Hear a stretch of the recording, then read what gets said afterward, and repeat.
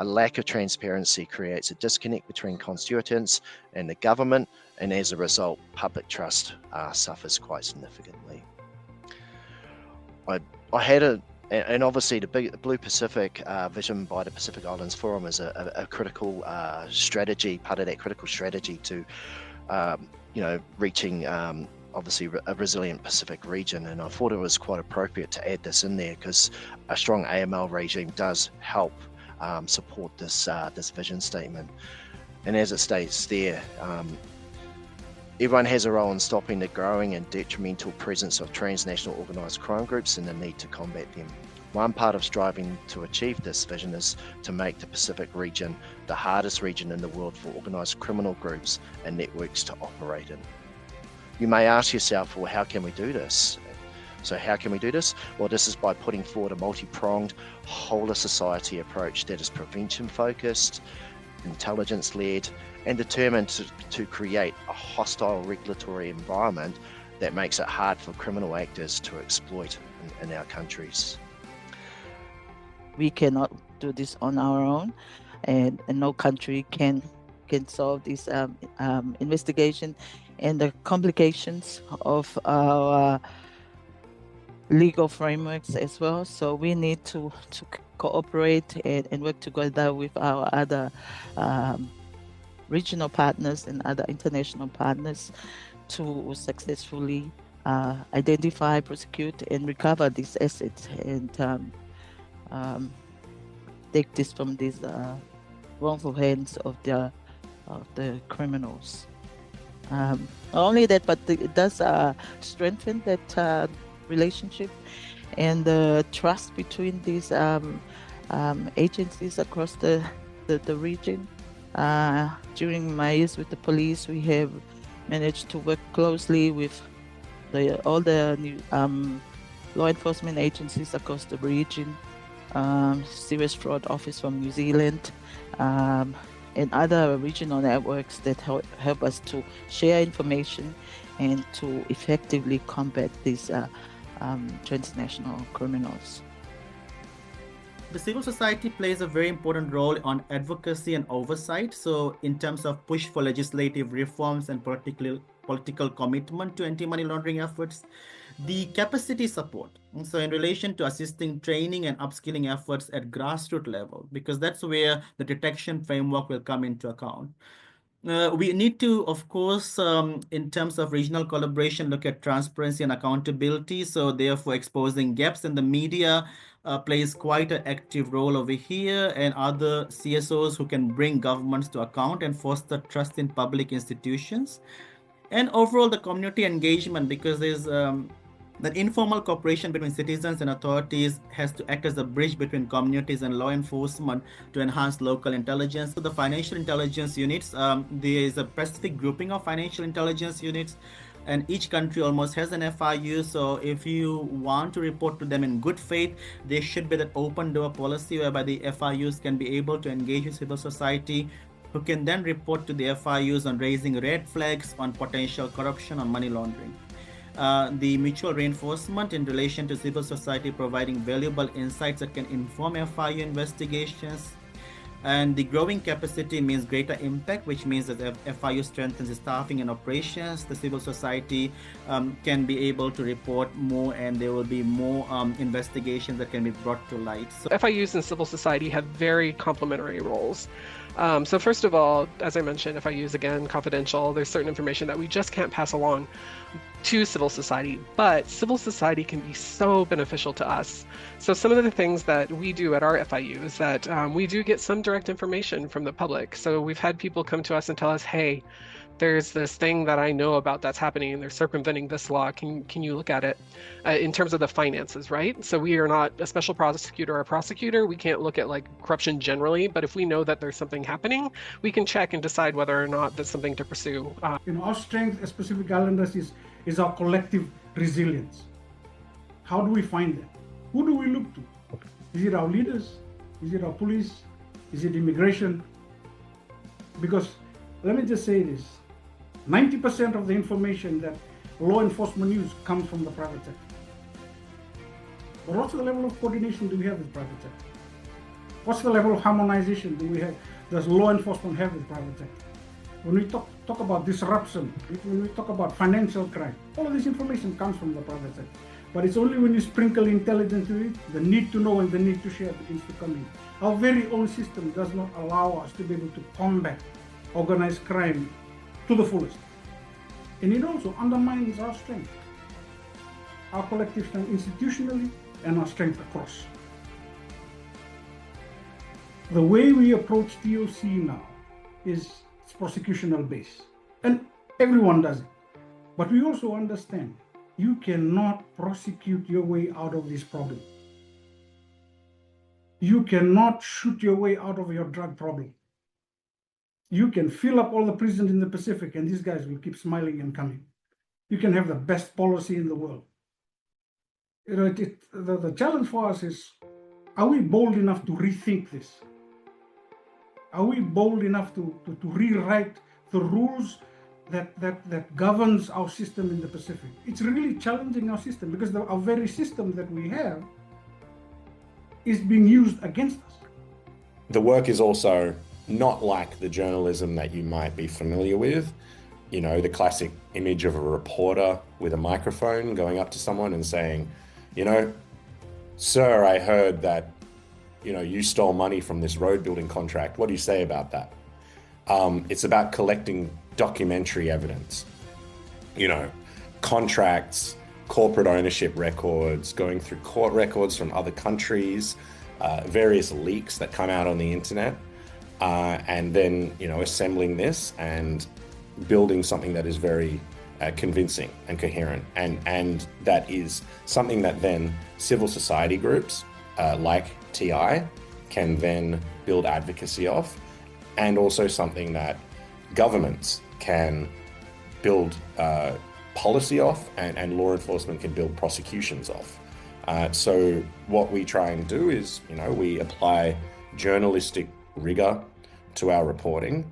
We don't try and take sides, you know, we stay objective, but we try and put stories out there that are good enough, that are accurate enough and detailed enough that other people who are empowered to actually do something about them can do something about them. So our stories have helped governments around the world claw back billions of dollars in money that's been lost through corruption. We've helped expose a lot of different kind of criminal networks, schemes and operations and methodologies.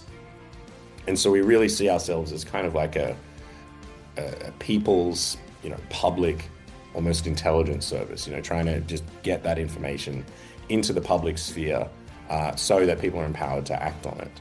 Effectively countering transnational crime in the Pacific requires, you know, we argue, a shift towards building resilience, empowering local actors, and fostering transparency and accountability.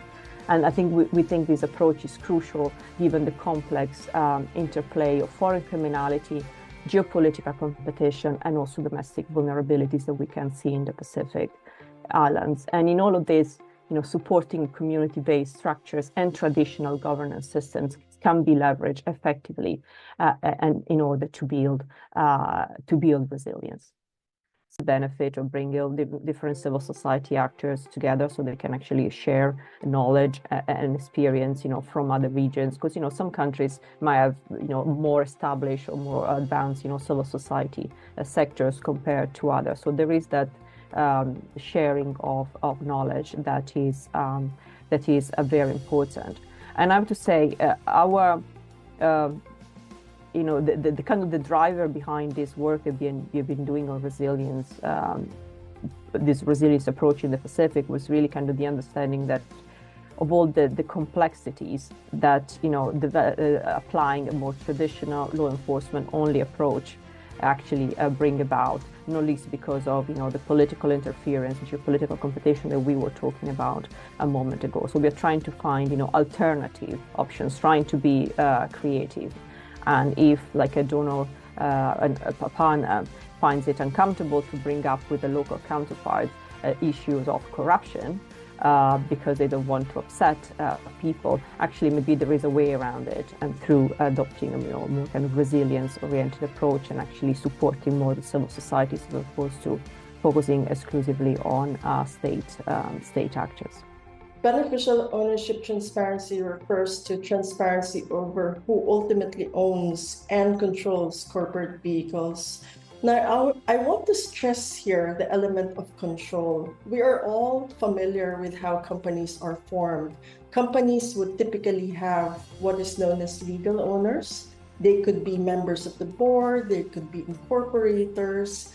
But what beneficial ownership transparency looks at is actually who is controlling this company. So in addition to ownership, you're talking about people who are actually benefiting from this company.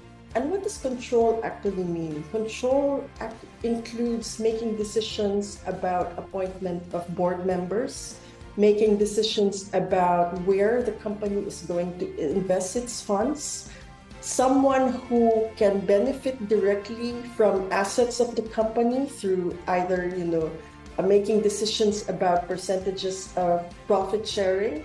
So these are the hidden owners behind these companies.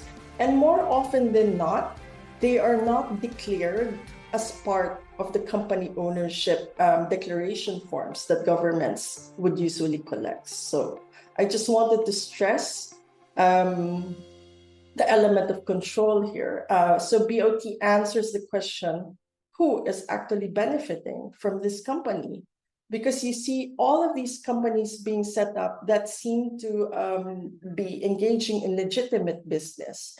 And it's true, most companies are set up to do legitimate work. However, as I mentioned earlier, these companies are also being used to do illicit activities, including money laundering, terrorist financing, and of course, other types of corruption schemes. I just want to take a minute again to reiterate some of the benefits of implementing BOT reforms. The first is building business and market confidence. Businesses who just want to do, legitimate business, come in and invest in the country, want to be assured that they are entering a fair market. They want to be assured that their competitors are also doing legitimate business. And so having beneficial ownership information made public would actually help these businesses to investigate who they're dealing with and to make the corresponding decisions around risks. Number two is running effective tax systems. A lot of companies are also being used to evade tax. And you see this in instances, for instance, of transfer pricing, where companies would create another company and then use that company to be able to avoid paying taxes. They can also claim that they have paid taxes in one jurisdiction to avoid paying taxes in the jurisdiction that they're located in, and try to manipulate all of these bilateral tax agreements to avoid paying taxes. Beneficial ownership is actually used to relate these companies to one another so that tax investigators then are able to determine whether or not they are validly claiming tax benefits in another country, or whether they are related parties in terms of their tax transactions. The third is on improving governance and state procurement. There is a lot of benefit in using beneficial ownership in knowing who is contracting with the government, considering that these are public funds. It makes it all the more important that the real owners behind these companies who are getting state contracts are revealed to the public. Fourth, beneficial ownership can also be used to tackle corruption and criminal activities, because having a publicly accessible register, for instance, could help investigative journalists and CSOs to find out more about the activities of politically exposed persons. It also makes it harder for criminals to move and hide these stolen funds. And finally, in the recovery of stolen assets, a lot of BOT has been proven very effective in terms of finding where these assets are, considering that we all know that crime and corruption is a transnational issue.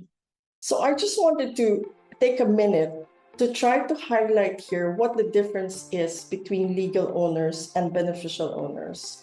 So legal owners and beneficial owners are distinct, but sometimes they do overlap. In this particular example that you will see, the target company or the declaring company, Company D, is owned by person A and Company C. So they have split ownership. So in the horizontal green bar, these are the legal owners. However, the concept of beneficial ownership requires you to look for a real natural person who ultimately owns and controls that company. So you can't stop your investigation with Company C. You have to go further up to find the natural person who owns it. And in this situation, it turns out that person B actually owns 100% of Company C. So in answering the question, who are the beneficial owners of Company D, your answer would be both person A and person B, because Company C, not being a natural person, could not be the beneficial owner. Now, the challenge for a lot of investigators, for a lot of CSOs, journalists, is trying to find out information about person B. Most often than not, if a country is only collecting information about legal owners but not beneficial owners, then person B remains obscure. So that is the challenge when we are talking about implementing beneficial ownership transparency. The reforms cannot succeed without strong institutional capacity. Many government agencies, registrars, FIUs, supervisory bodies need technical training, mentoring, and long-term support to implement and enforce bio-disclosures rules. We must, all international organizations, must invest in sustained capacity building efforts, and not just workshops, but hands-on training, peer learning exchanges, and advisory missions. We started not with beneficial ownership, but we will try also to implement this kind of activities to develop the skills necessary to verify data, conduct risk-based assessment, and coordinate across sectors. Another aspect is that technology must be leveraged strategically. Yes. And we also probably need, I'm sure that we need public-private collaboration in this process. Private sector actors must be part of this conversation of beneficial ownership transparency. UNDP organized a regional conference on beneficial ownership transparency, and during this regional conference, Fiji highlighted that it is working towards a legislative framework for a national bioregister under the Registrar of Companies. This initiative aims to provide authorities with real-time access to ownership data, ensuring that businesses comply with transparency requirements.